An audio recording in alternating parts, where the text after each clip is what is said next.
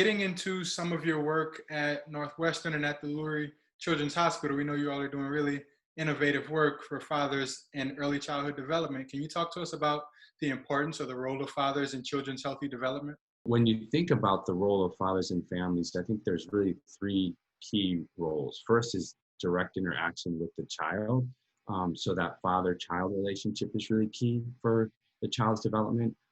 We know that play is an important part of that, and that fathers are more likely to be involved in the play of their child. And play is key for children as a way of exploring their world. So there's a kind of a famous paradigm called the spoke and the wheel, where the parent stands in the middle and the child goes off and explores, but only goes out and explores as far as they feel comfortable.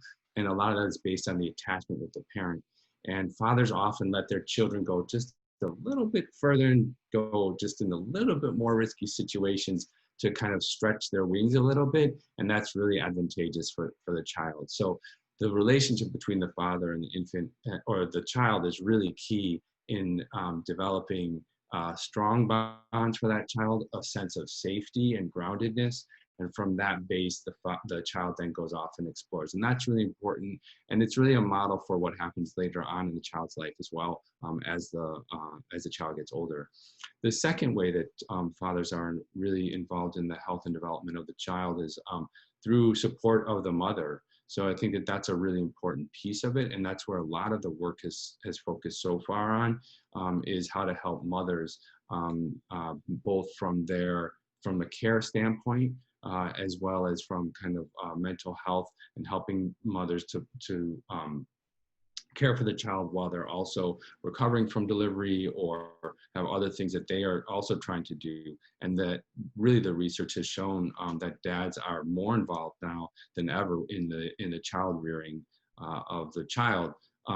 Now we know moms still do the lion's share, but nonetheless, dads are really stepping up. And actually right now, during this COVID-19 pandemic, dads have even increased more of their involvement at home with the child and in kind of raising the child. So in addition to the father's involvement with the child and the father's involvement with the partner, I think one of the really kind of interesting new approaches is looking at father's own health and development after they have a child. So if a father is healthy and can contribute both by time and energy and financially to the family, then that's the best case scenario.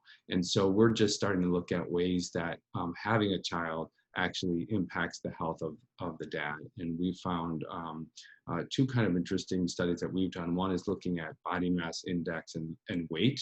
And we found that dads, after they have, or men, after they have a baby, compared to men who haven't had kids yet, gain between 4 and 5 pounds in the first 5 years after having that child. So that dad bod does kind of exist in reality. And I think there's a lot of leftover food that somebody's got to eat. So the dad ends up eating that. The other study that we've done is looked at the father's mental health and what happens after the birth of the child. Most of the attention in mental health has been focused on moms and how that impacts the child.